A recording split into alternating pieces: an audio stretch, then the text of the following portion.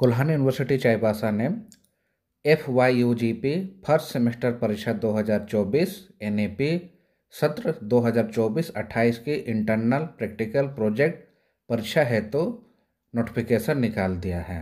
यानी जो लोग यूजी फर्स्ट सेमेस्टर परीक्षा 2024 का अभी परीक्षा दे रहे हैं और दिनांक 5 अगस्त 2025 को जिनका एग्ज़ाम ख़त्म हो जाएगा, उन्हीं के लिए यह नोटिफिकेशन है। इस नोटिफिकेशन में दिया हुआ है कि आप लोगों का जो इंटरनल प्रैक्टिकल और प्रोजेक्ट का परीक्षा होगा अपने अपने कॉलेजों में 18 अगस्त 2025 से 30 अगस्त 2025 तक के बीच में यह परीक्षा होगा। देखिए नीचे में एक लाइन लिखा हुआ है कि जिस विषय में शिक्षक नहीं है उस विषय के इंटरनल प्रैक्टिकल प्रोजेक्ट वाइवा उस परीक्षा हेतु संबंधित कॉलेज के प्राचार्य उचित व्यवस्था करेंगे।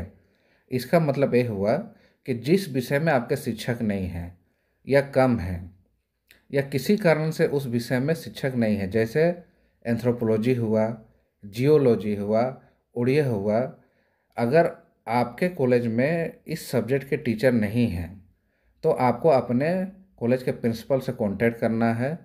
तो आपके प्रिंसिपल या तो दूसरे कॉलेजों से जहाँ पे इस सब्जेक्ट के टीचर हैं उनको इंटरनल या प्रैक्टिकल परीक्षा के लिए आपके अपने कॉलेज में बुला के परीक्षा करवा देंगे, या फिर हो सकता है कि जो नज़दीकी कॉलेज है जहाँ पे ये सब्जेक्ट है और वहाँ टीचर हैं, हो सकता है कि आप लोगों को वहाँ जाकर भी परीक्षा देना पड़ सकता है।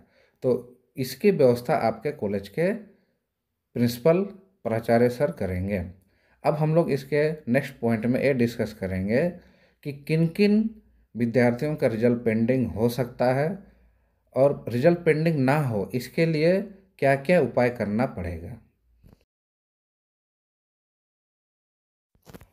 आपका 2 पेपर होता है, मेजर और माइनर, जिसमें इंटरनल और प्रैक्टिकल परीक्षा होता है।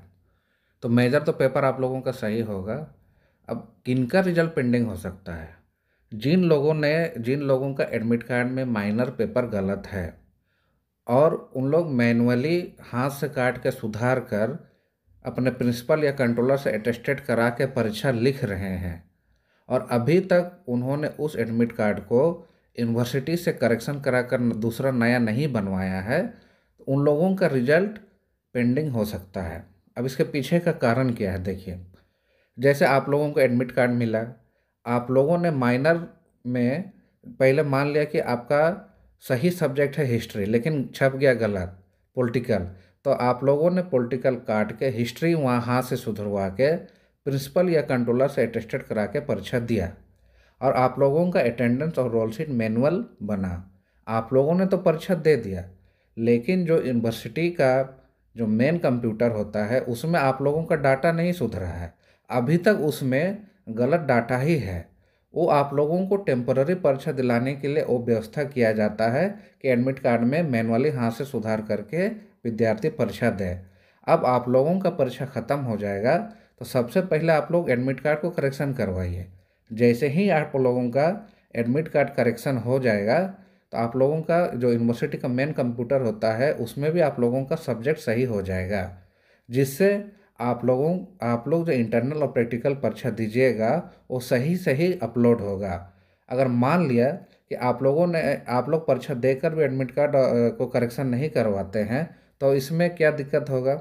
आप लोग परीक्षा दे दिए, लेकिन यूनिवर्सिटी का जो मेन कंप्यूटर होता है उसमें डाटा में आप लोगों का पहले का गलत सब्जेक्ट ही चढ़ा हुआ है, तो आप लोग इंटरनल प्रैक्टिकल परीक्षा दीजिएगा तो वो मार्क्स कहाँ अपलोड होगा।